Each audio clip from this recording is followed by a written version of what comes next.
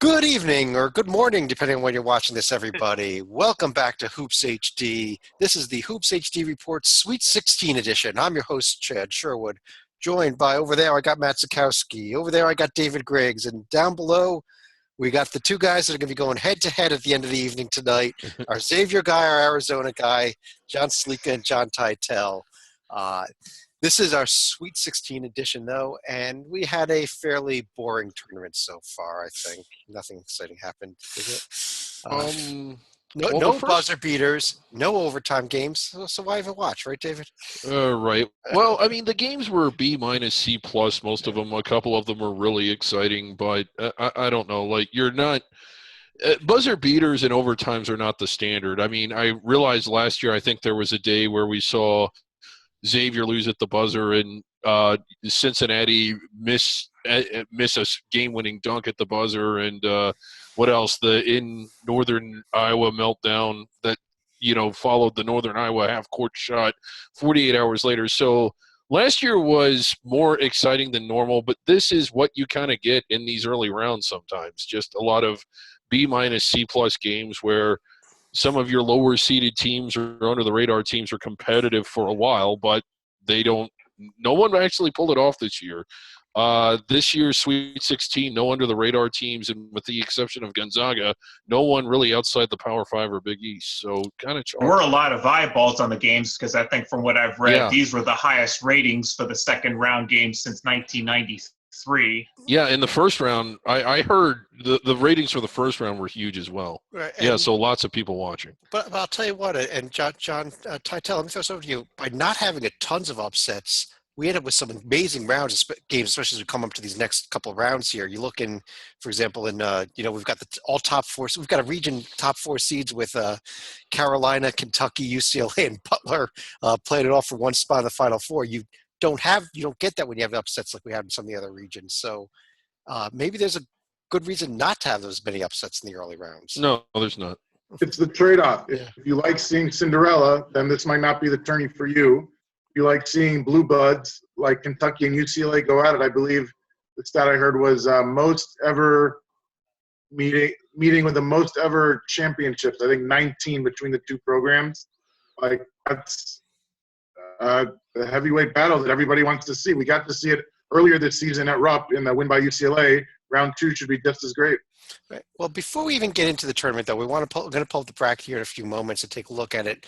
We want to do some outside of the tournament news here.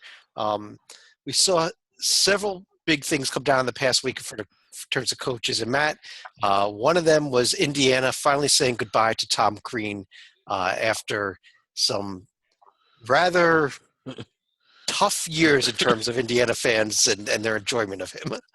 Yeah, I mean, realistically, probably should have happened 2 years ago when you got the bad season 14, the very bad by Indiana's standard season in 15. Then you had the rebound last year, but once you get on the hot seat, you never totally get off of it. And as soon as you had another bad year, adios. And new coach in Indiana here, that will be a real good one to watch. Yeah, that's going to be one of the more interesting jobs. We should probably know in a few weeks here. There's a couple names being mentioned, including a guy that is still coaching in the tournament right now. Yeah.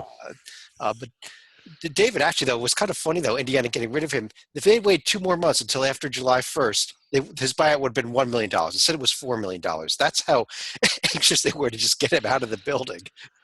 Yeah, I think, well, again, who negotiated that? Gee whiz. That's who I need negotiating deals for me. Like, you get rid of me earlier and pay me a lot more for not working. That's what I need to sign up for.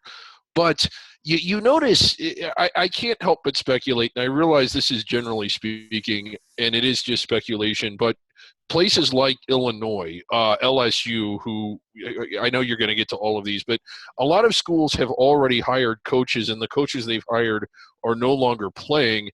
And I realize that with Parker Sports and with how things work with this, there's a lot done behind the scenes. Is Indiana's coach, or the one that they're hoping to get anyways, or the one that they're expecting to get, one of the 16 that's still coaching? But I think from what I'm reading, they want to make sure that they don't have a Steve Masiello screw up like South Florida did a couple years ago. Well, That wasn't a screw up. a little embarrassing there, yeah. Where they hired a guy that didn't quite have a degree that he said he had. But I wasn't embarrassed. I thought it was hilarious. the other, well, I guess there was a lot of big coaching news. The other biggest one, though, came out of both combination of Washington and Syracuse, Titel, where Mike Hopkins, who had been named the coach in waiting for Syracuse after Boeheim was going to step down next year, takes the Washington job, and within hours, Boeheim announces an extension. I personally think they probably happened in reverse, that Hopkins took the job knowing Boeheim was getting that extension. But, what about that? It's surprising to me only because I had assumed for the past decade plus that Hopkins was the coach in waiting. He might have even been named that unofficially by the administration and or Boeheim. I think it was officially named that, actually. Yeah. I have a coworker who's an alum. Actually, he's from Syracuse, but is friends like with Adrian Autry and has a bunch of inside scoops. So what he told me today is that he thinks, number one, it was in the order of Boeheim first making the extension and then Hopkins deciding to leave. Two, he thinks that money was a key factor in terms of Syracuse is known for not paying as much as other schools. I don't know if it's because of Boeheim or the area or the cost of living or the program or the what, but he thinks that he's going to get a lot more money by heading away from the land of Orange. And number three, just the chance to do something is going to be a little unsettling in terms of, my friend made it sound like he's really worried that if Hopkins can still recruit the same kind of kids that Syracuse is recruiting, either athletically, geographically, et cetera, that he could really be a threat to their success. So all that being said, I think it's a surprise. I know it's 3,000 miles away. I don't think he's going to go coach some kid from like upstate New York and ship him out west to Seattle, but I'm just telling you what I've been told. Yeah, I don't know that I'd agree with that third one about recruiting battles. I think that's the one thing that Syracuse does have on their side here, is that he is so far away. But speaking about the money thing, the other one we saw, which was a bit of a surprise at first, was Brad Underwood leaving Oklahoma State, going to Illinois, taking that job at Illinois, and Stalika, though, what came out was that he was making about $1 million at Oklahoma State. I think it was $3 to $4 million at Illinois. And Oklahoma State just couldn't work out a new deal for him. Money grab, absolutely here. My opinion, I mean, it's a little surprising when you consider Oklahoma State as one of the biggest donors in the country in T. Boone Pickens. But yeah, I guess when you look at the money that Illinois had to offer, it was too good to pass up. And I guess he also saw the writing on the wall as to what he was going to be facing in the Big 12. You're always going to have Bill Self, it seems. You're going to have Bob Huggins at West Virginia for the foreseeable future. With the Big Ten being slightly down at the moment, I guess he has somewhat of a higher ceiling at Illinois than he would at Oklahoma State. Well, Big Ten down or not down, we'll get that in a couple seconds here. I think that may be up for debate when we count the amount of teams they have left, David. But, David, any other coaching news that came out really surprised you? Some of the other news was Brian Gregory getting the job at South Florida. Yeah. Kevin Keats taking the NC State job, among others. Yeah, that was shocking. And let me tell you why. That is a great hire, and NC State made it. I am stunned. Yeah. And the other one, Mizzou went in. I've always liked Quanzo Martin. I probably liked him more than the general populace does. I think Mizzou hired a really good coach. So good for them. I know he's from that area. He certainly got his work cut out for him. But I mean, if I'm giving out grades, I give both those hires A's, NC State and Missouri. And they haven't been getting a lot of A's in a lot of things, athletically, basketball-wise, or institutional-wise, in the case of Missouri lately. Right. Obviously, we've got a lot of jobs that have opened up, a lot of jobs that are going to fill, and we're going to keep you up to date with that as we head into the next week and then into the off season as well. But let's go ahead and take a look at the actual tournament, the games that were actually being played, as opposed to teams and their coaches for next year. I'm going to go ahead and pull it up on the screen here, and it should be coming up right now. There it is, I think. Yep. Yes, there it is, the NCAA Tournament Championship bracket. And let's start off in the East region. And, Matt, let me start with you over here in the East, where we saw Wisconsin and Florida get through as one of our Sweet 16 matchups. And how about those Florida Gators and what they did to Virginia in the second round? Oh, that's a very acceptable result. Sorry, Joe. That result above that I'd like to call alternative facts, but sad to see that Nova had to go out early into those guys. Anyone else? It could have been say, hey, Michigan State is whatever. And that had to be to the Red Medicine Madison. Yeah, and that was a complete shock. And David, I'll tell you that people are yelling and screaming that the East region is completely blown up now because Villanova and Duke down there at the bottom with the loss to South Carolina, both gone. They were the two teams that everybody was picking out of this region. But you still got Baylor sitting there. And if I remember correctly, we had Baylor on our 1 seed line most of the season.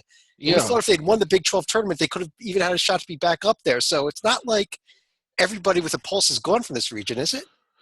No, not at all. I mean, Baylor certainly has a pulse. They are a protected seed. Now, granted, they're the only protected seed other than Florida that got through, but half the protected seeds got through. I mean, come on. It wasn't completely blown up.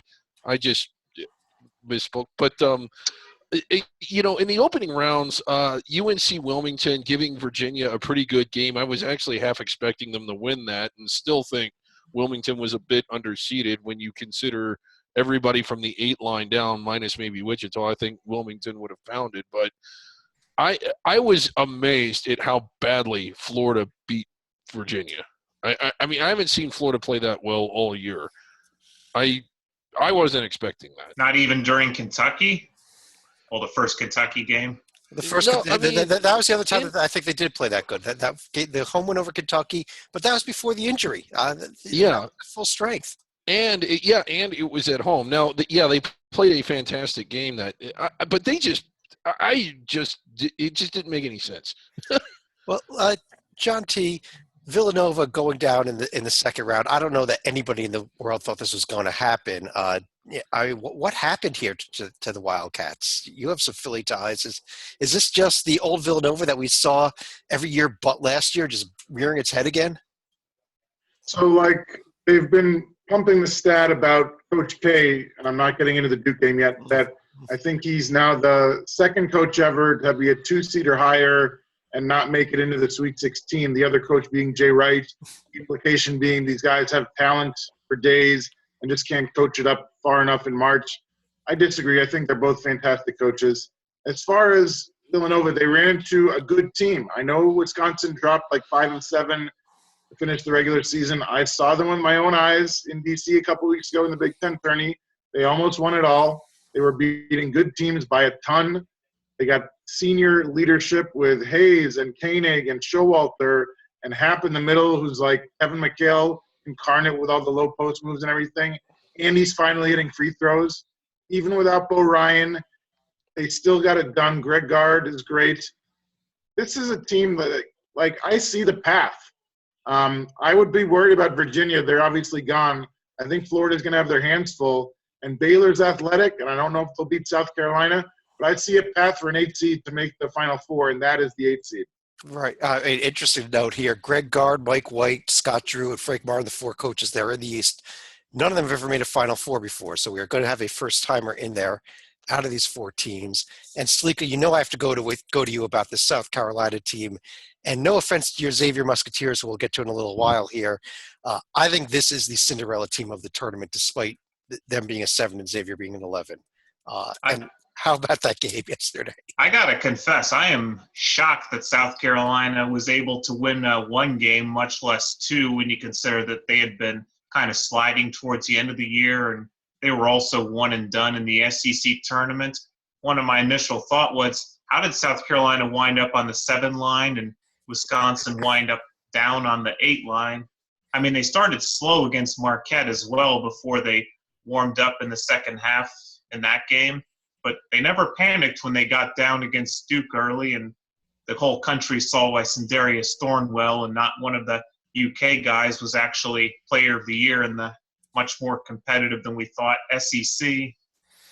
Yeah, and this – I'm sorry, David, go ahead. Well, this was stunning just based on how well I thought Duke had played in the latter part of the season and how well they had played when they were at full strength. I think I'm as surprised by this as anything that we've seen. South Carolina, they were saying that this was their first ever Sweet 16, but I don't think that's true. I think they made it in the early 70s a couple times.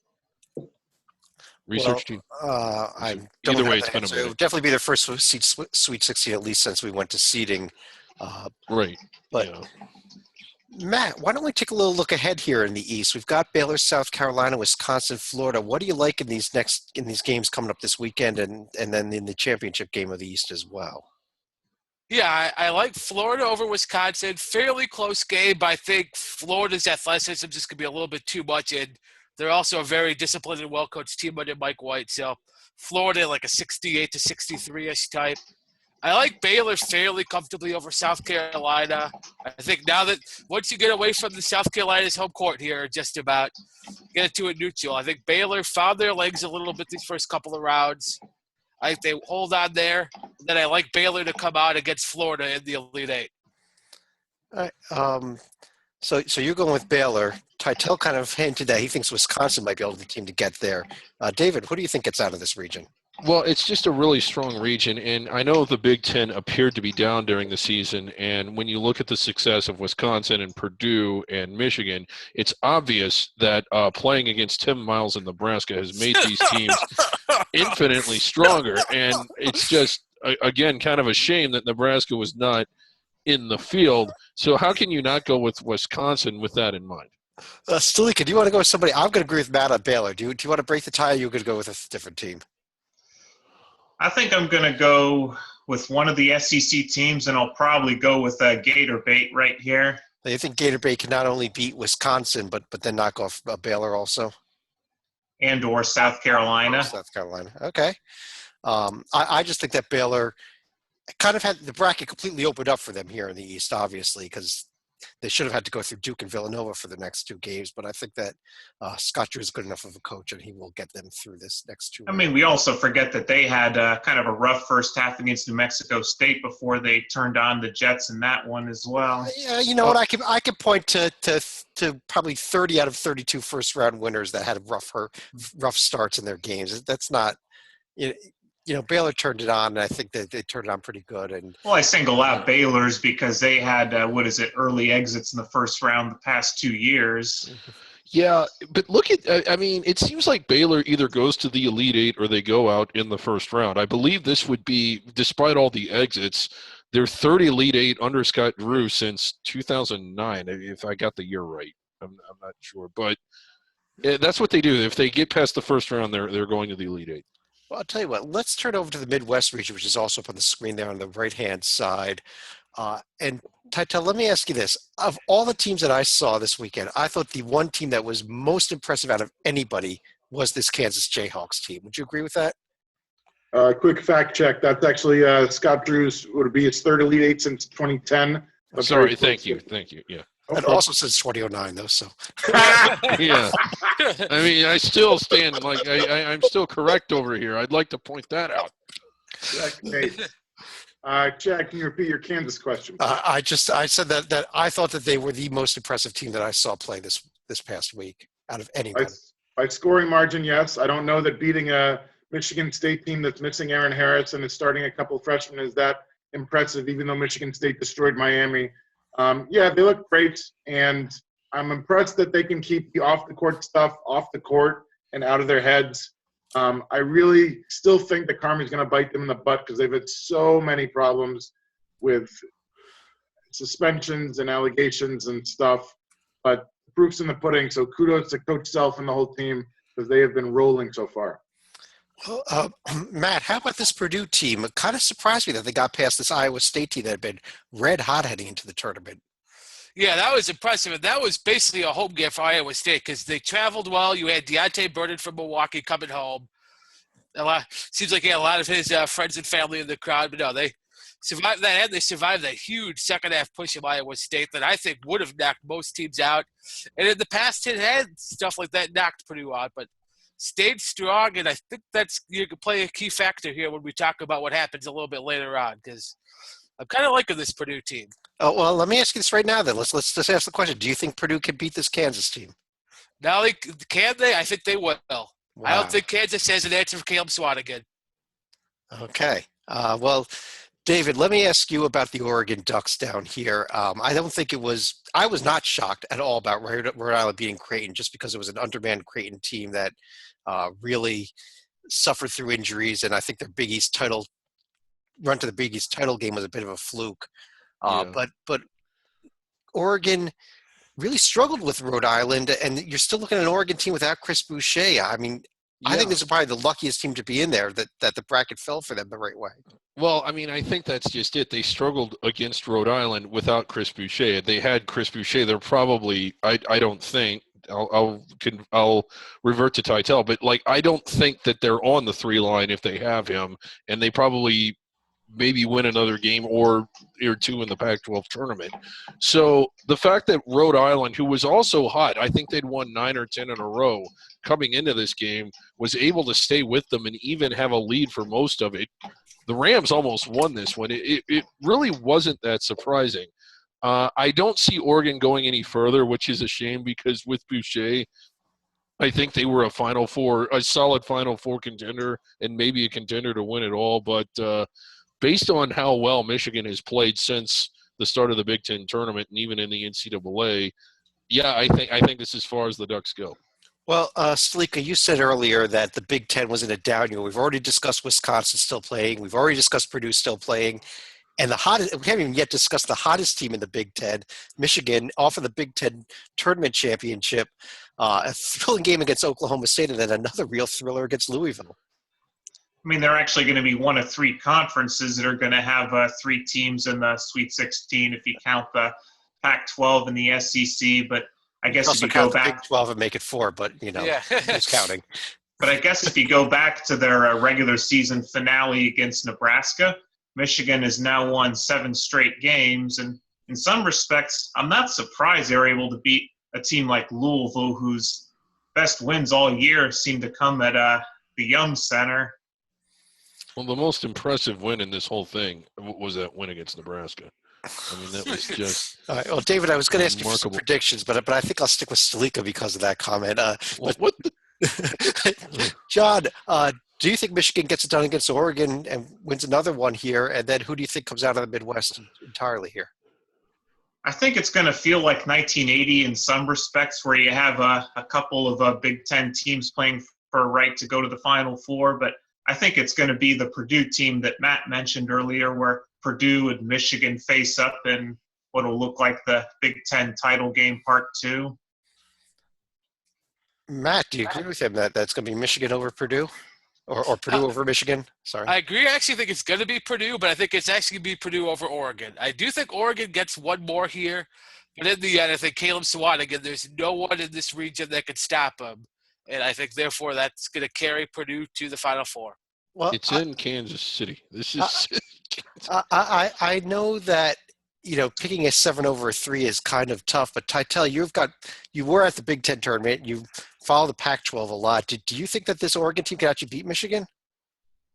With Boucher, yes, and they can, but I think Michigan is really like becoming a team of destiny if they're not already, which I would argue they are by winning 4 games in 4 days in D.C. I mean, their plane went off the runway. Like, there's a chance this entire team could be dead, which is a terrible thing to say, and thank God they're not.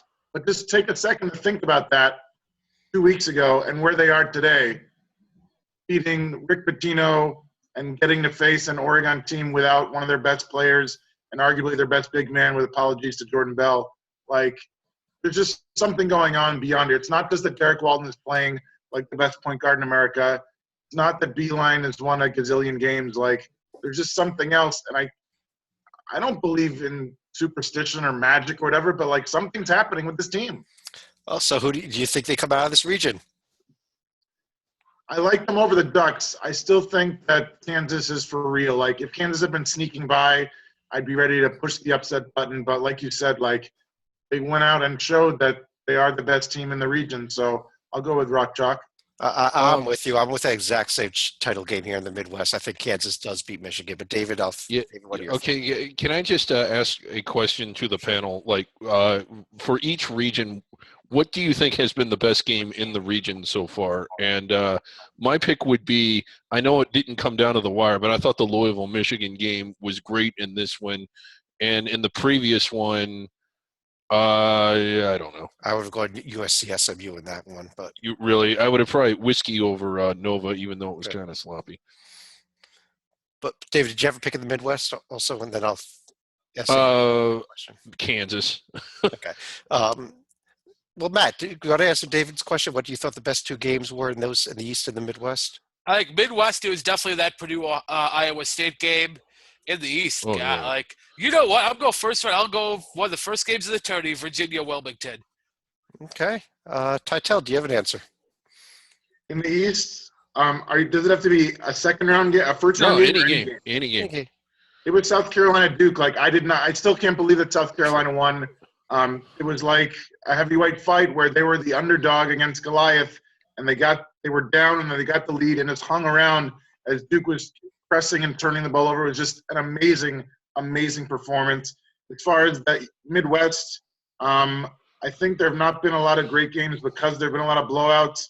I think Oregon holding on against Rhode Island, because I saw that has an upset waiting to happen, and then the Ducks just finally got over the hump, and it was Tyler Dorsey, not Dylan Brooks, getting it done at the end. Just an amazing effort by a team that I thought would be done by now because of the loss of Boucher. Well, I'll tell you, Sleek, I can get your answer, but I should have thrown out there the East also. How about that Mount St. Mary's New Orleans play? Yeah, I'm changing my vote to that just to emphasize that it can be any game. Salika, your thoughts on David's question? I would have taken the Purdue and Iowa State game simply because Purdue had the 17-point lead in that one, and instead of completely boat racing the Cyclones, Iowa State was able to come back, actually get a brief lead, but to their credit, Purdue never panicked. How about the East? Did you have one? I mean, it does pain me to say this, but I would have to take the Wisconsin over Villanova game, even if it's one that I suppose we shouldn't be surprised given Villanova's recent history. Well, I'll tell you what here. Let me go ahead and let's scroll on down to the bottom here for a second. Actually, let me ask a question here because the screen seems to have frozen up here too. Oh, for God's There we go. Okay, you know what? I'm not going to answer this question because I think I've got it back. But, well... What was the question? No, I'll ask the question anyhow. Then we'll scroll down. Jeez, we have not discussed an ACC team yet, and there's only one left. And I'm now reading on Twitter and everywhere that this idea that, the ACC was completely overrated because it came up short in the tournament. David, do you agree with that? That, yes, ACC has had an awful NCAA tournament so far, but is that the measure of a conference in your mind? In my mind, in your opinion, no, yes. No, absolutely not. In a lot of people's minds, yes, and I understand that. I think that's looking at things through a very limited scope. I'm not saying it should be discounted, or I'm not even saying that it shouldn't be heavily favored, but the ACC was not underrated because of what they did out of conference. Pure and simple, it was not underrated. Every team that got in belonged in. And the fact that they lost does not mean they didn't belong in. Well, I've got the screen to scroll down now. We've got the South region up. And Matt, let me start with you here in the South, where North Carolina not only rolled over Texas Southern, but then took care of Arkansas as well. The game that was even closer, that was actually a pretty good game.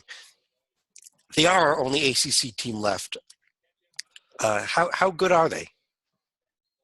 Very good. It's probably still the favorite of this region, although, man, Butler and Marks is always a tough proposition, but still would give them the slight favorite, and they edged out there. Every team definitely has one of these games, and they edged it out against Arkansas. So I still think Carolina probably comes out of this region, but it's an open one, and don't discount Butler. Well, let me ask you about this Butler team. They got the benefit of Middle Tennessee's upset over Minnesota, although I think Middle Tennessee was a better team than Minnesota, but still took care of them, not easily, but it wasn't that close of a game either at the end of the day. Yeah, I mean, they've been helped by playing at 13 and at 12, and so they should have won, but they did.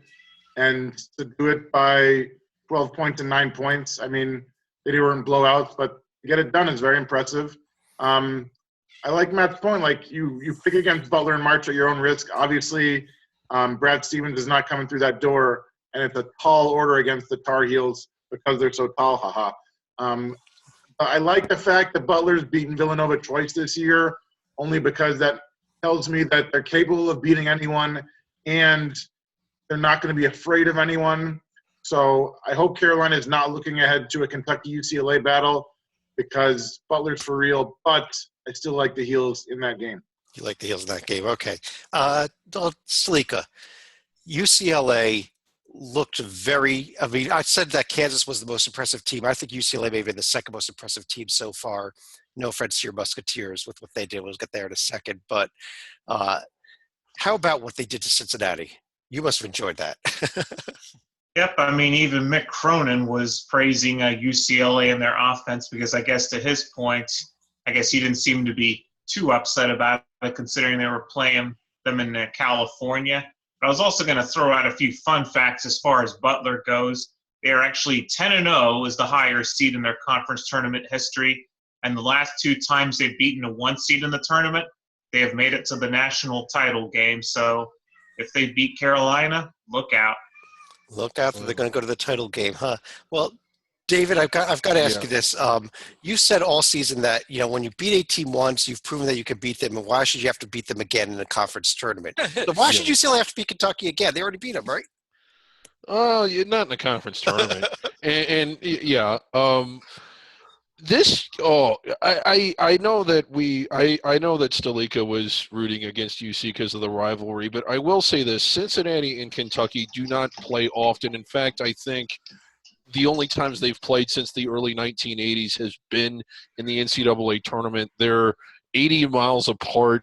Within that part of the country, it's a big deal when they do play. It would have been fun to see them play again just because it happens so rarely.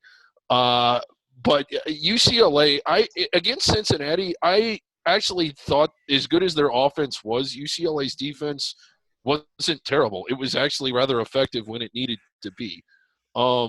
Looking at the Kentucky game, for starters, going a little bit under the radar here, I was actually really impressed with Northern Kentucky and how effectively they ran their offense against Kentucky. They actually created a lot of open looks, and they're a good shooting team. I don't know if it was nerves or just different sight lines than what they were used to, but they missed a lot of open shots, but they still were able to create them, and they were able to actually keep it within arm's reach. So Northern Kentucky, with 4 starters back and pretty much their entire bench, a team to keep an eye on next year.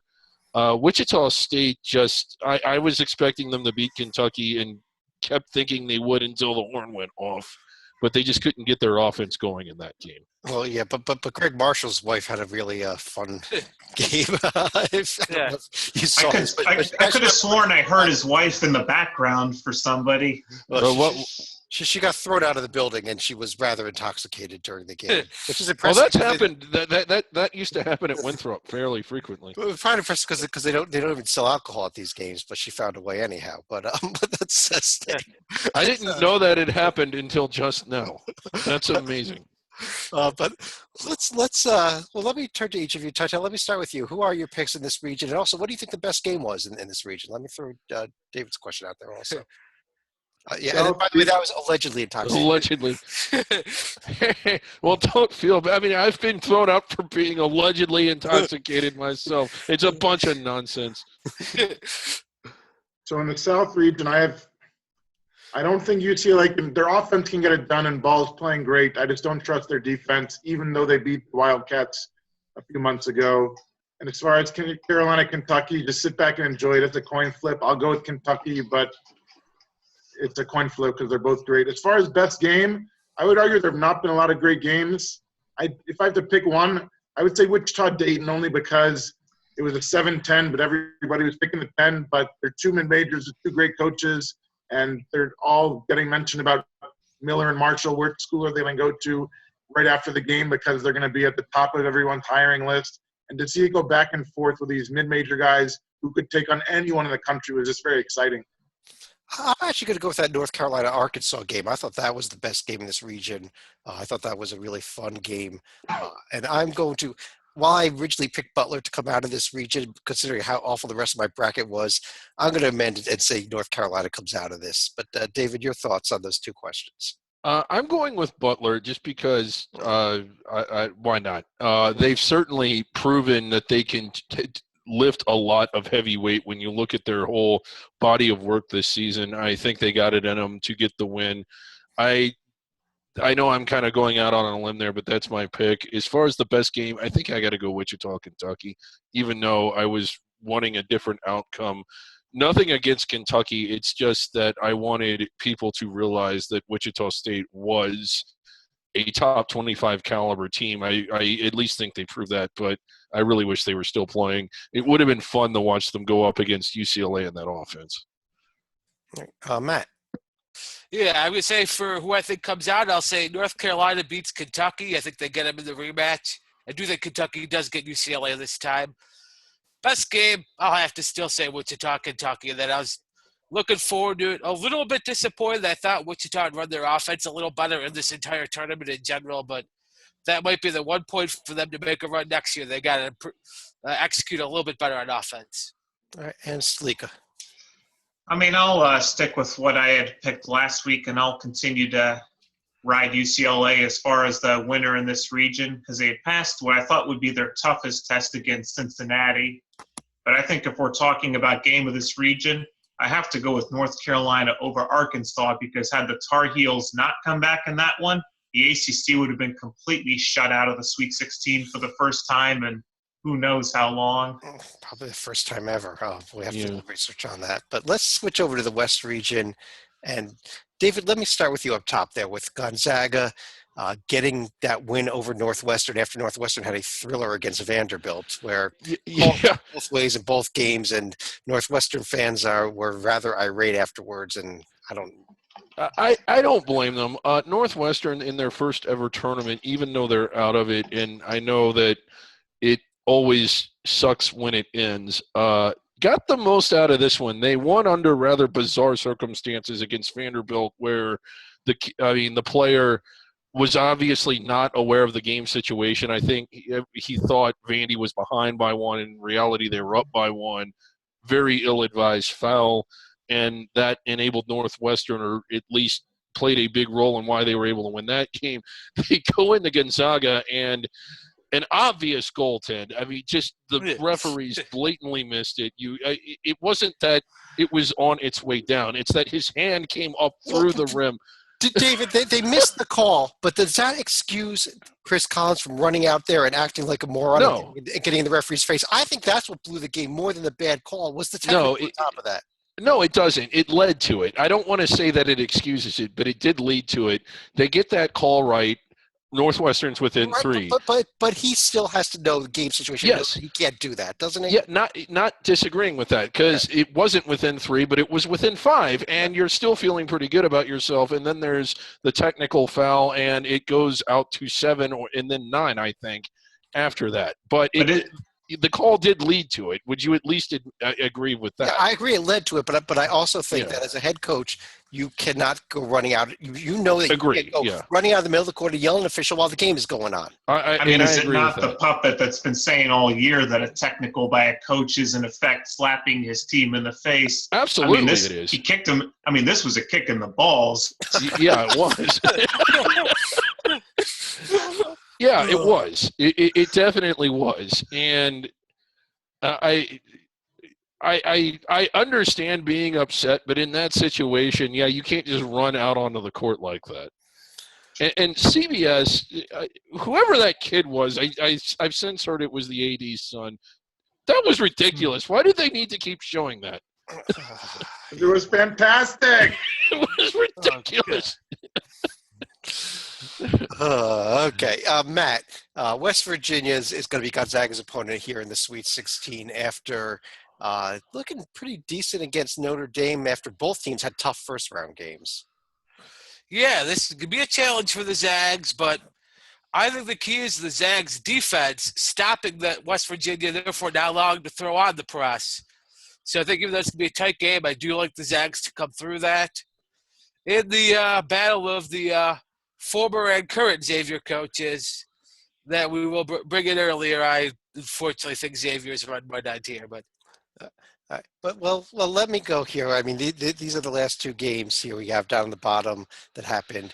And let's see here. Stalika, you know what? I think we're out of time, actually. So we'll just. All right. Well, now let's do it. Stalika, let me start with your team, the Xavier Musketeers. You told us last week that you thought they matched up really well with Maryland, and you were 100% correct. In fact, I picked Xavier not only to win that game, I picked them right here in my bracket. One of the few things I got right. But what did they do to Florida State? I think they must have heard our podcast and heard that Leonard Hamilton was still coaching the Seminoles. I mean, Florida State actually got out to an early lead. Looked like they might be hitting from outside the arc, but Xavier had packed it in, practically dared the Seminoles to shoot from outside, and they weren't able to maintain their pace. And they were actually getting some very good play from their bench, namely Sean O'Mara, who had been kind of running hot and cold during the year, but he and Kaiser Gates were red hot for both games against Maryland and Florida State. Well, Titel, let me throw this over to you now. I'll admit it. I picked your Wildcats to be an upset loser in the second round to St. Mary's, but they got by them. It's not blew them away, but they look fairly solid in the game. It depends which half you watch. I was watching the first half at the bar. We were down 10, and Raleigh Alkins just dislocated his finger, and I was searching for as much beer as I could drink because I was petrified. I've seen this team have too many early exits when they're such a high seed before, and then somehow it was getting to the free throw line, making a gazillion free throws, Trier going scoreless in the first half, and then making a lot of baskets in the second half. Team effort, maybe coaching. I like to think so, but I can't prove it. I was really worried, and then they got it done, and it was very good, obviously. I see a path now. Like, I know I'm a homer, but if Xavier was fully healthy, I'd be a lot more nervous. They're not, and that gives me hope, even though Alkins is hurt. And everybody wants the Gonzaga rematch. We're not looking past Xavier, but Gonzaga beat us this year without Trier, without Parker Jackson Cartwright. San Jose going to have a ton of alums and students and fans there cheering for us. I really see a path, and we don't have to deal with Villanova or Duke. Like, I'm getting overconfident, but I see a path that didn't exist a week ago. I agree with you. I see a path right now for your Wildcats right to the national championship game, and that's where I see them going right now. I'm not certain they win that game, but let's not get too far. But Stalika, I got to throw this back to you here. They took your coach, and now they're going to take your spot in the Elite Eight. Do you want to tell him why your team is going to beat his Wildcats? I mean, I didn't realize that spot was ours to begin with. It's right there. I see Xavier, and there's a blank line. I mean, there's nothing that entitles Xavier to that spot now, is there? I mean, yes. So you're conceding defeat then? I'm not conceding defeat, but I do think it's going to be similar to the script that we saw in 2015 where Xavier was able to stay close for the first 35 minutes. I mean, they cannot have another scoring drought like they did in that game in Los Angeles a couple of years ago. I mean, hot shooting will only take you so far, as we saw in the first two games here. David, yeah, go ahead. Well, I mean, Xavier, I think, can play with them if they play the way they did against Florida State, but I'm not expecting them to beat Arizona. David, if Xavier played the way they played against Florida State, they may have a shot against the Golden State Warriors. Come on. Yeah. Well, I mean, Florida State didn't exactly crash the glass like they normally do or effectively run their offense, but how about Gonzaga? We mentioned how well St. Mary's played against Arizona. They had the lead. I know Arizona opened it up at the very, very end, but right in there. Gonzaga played St. Mary's 3 times this year and beat them by a lot all 3 times. I realize that they kind of skated against Northwestern, but they just sprinted out to a big lead early. I think Gonzaga, although they don't always do it, has a gear that they can kick it into that's way, way, way above a lot of other teams. I think Gonzaga has a path to the Final Four. Well, let me ask you this, David. Is Gonzaga your pick out of this region then? Gonzaga is my pick out of this region. And do you have a best game also? The Northwestern Vandy game. I agree with you on the Northwestern Vandy. I'm going with Arizona over I'm not going with Arizona over West Virginia in this championship game. I just think this is the same thing with Gonzaga we see every year, and they're going to go ahead and lose in the Sweet 16. Matt, your thoughts on who's coming out of this region? I've been with the Zags all along, sticking with them. And I actually think they got their monkey off their back a little bit. I think huge pressure in their first couple of games. They knew the expectations. They knew what happened last time they were a 1 seed. I think they got getting over that and actually having to play a team like West Virginia where all you got to do is think about beating that pressure and that. I think they do that. They win that game by 8 or 10. I think Arizona gets by Xavier at a similar margin. And then I think Gonzaga takes Arizona one more time. And I picked at the start of this tournament Gonzaga to win it all, and I'm sticking with it. Do you agree with David that Northwestern Vandy game was the best one?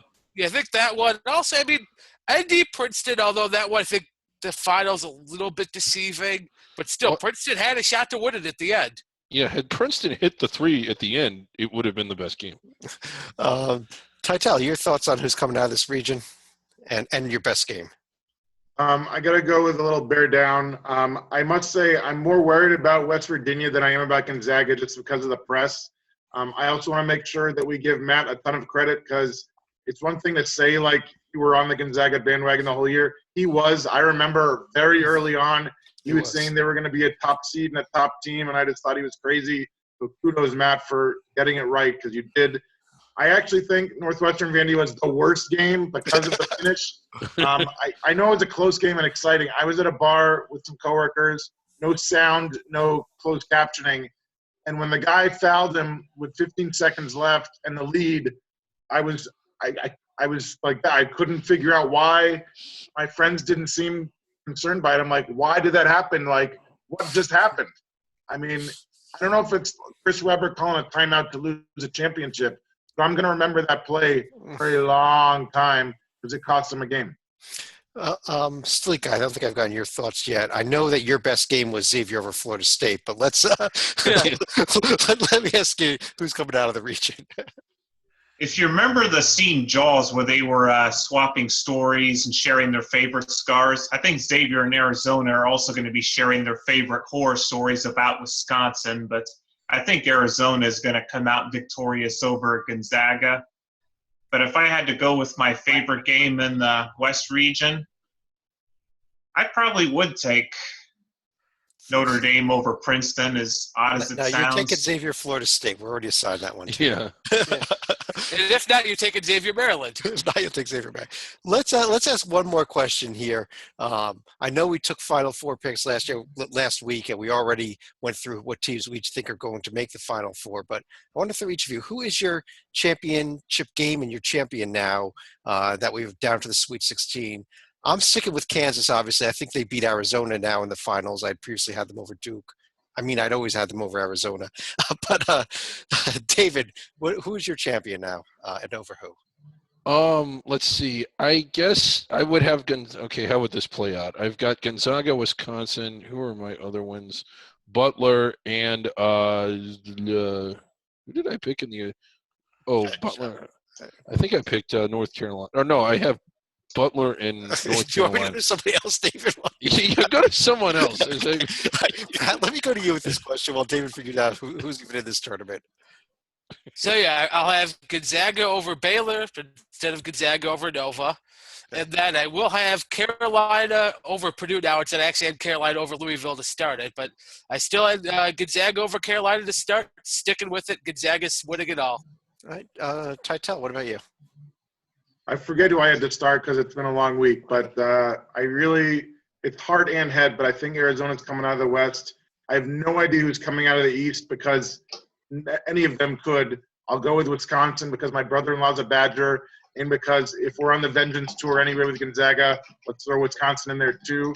As far as the Midwest, I love the Michigan story and the Michigan team, but I saw Kansas and they looked pretty freaking good, so I'll go with the Jayhawks. And in the South, it really could be any of the four. Like, none of them would surprise me. Maybe Butler a little.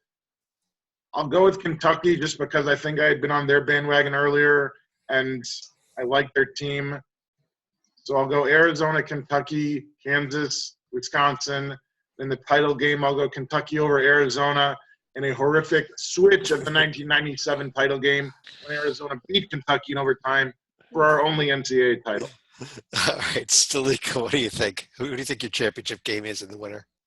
I think a pair of Pac-12 teams are going to be very poised to make the title game, and I think you know where I'm going with this. Arizona and UCLA. And Cal didn't make the tournament. It doesn't have a coach anymore. Arizona, UCLA, who do you have winning it? I think it's going to be UCLA in round 4 while Indiana is just waiting on a bended knee for Steve Alford to come home. David, have you figured out who's in the tournament yet? Yeah, I know they've had so many off the court issues, but they seem unaffected. I'm going to have Kansas over Gonzaga in the final. Okay. Well, I guess let's go ahead and pull this down here then, and let me run through each of you. Do you have any other final thoughts as we head into the second to last week of the entire season here? By next week, we'll be down to a Final Four. Stalika, let me start with you. I mean, I know I think we had said it earlier as far as this tournament being more chalky, but when you look at the West region, for example, I mean, Xavier earned the 11 seed because of their body of work, but they are certainly playing like a 3 seed right now. I mean, it's about a year later than we've expected, and we've got a shortened rotation, but I could see this tournament going either way, and same for the other 3 regions as well. Okay. Matt. You know what I'm saying is I think David brought up earlier, and I'm 100% with him. Even though the ACC crapped out this tournament, they were still a really good league. Now, see that I kind of thought the Big 10 was or the Big 12 was on their level all year long. I'll grant the Big 12 the best conference this year, but I think the ACC is still a clear number 2. And how North Carolina might bail them out a little bit with a long run if they finish like I expect to in the time. Well, I guess it kind of raises the question of how do you judge the best conference? You judge at just the top of the league. I'd argue the Pac-12 is just as good, if not better, than the Big 12.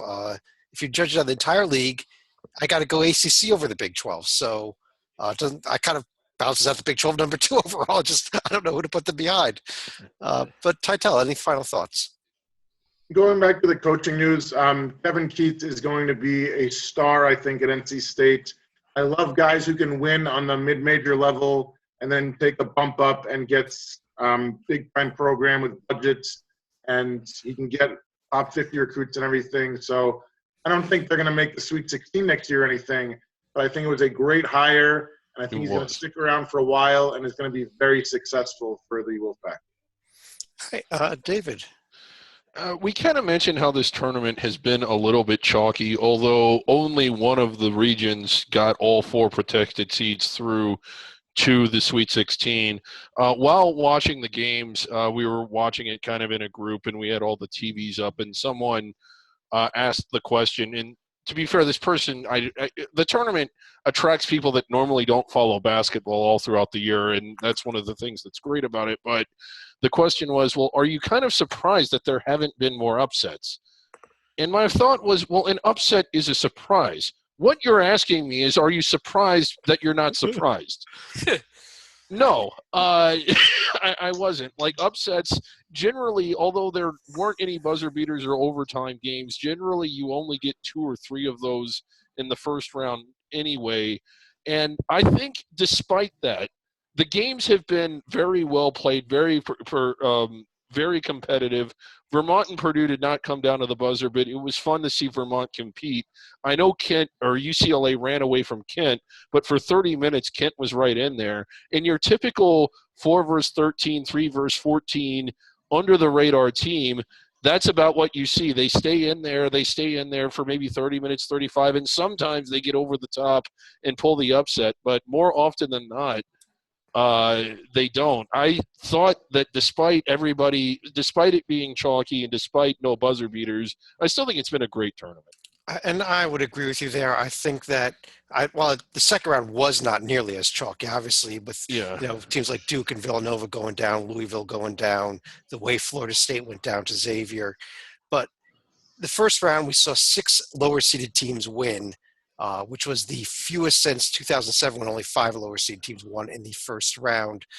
But even the ones that won were not that big of a surprise to me. Even Middle Tennessee was a favorite over Minnesota. Wichita State was a favorite over Dayton. Even Rhode Island, not big surprise because Creighton was so undermanned. I think there was only one true surprise in the first round, and that was USC knocking off SMU. That one just completely shocked me. Other than that, I think it was one of the chalkiest first rounds I've ever seen, especially if you looked at who who the favorite was with each game. The second round completely turned things around, and I think we're going to have an amazing next couple of rounds as well, especially that South region with North Carolina, Butler, UCLA, and Kentucky. But I guess on that note, I do want to thank everybody for joining us tonight.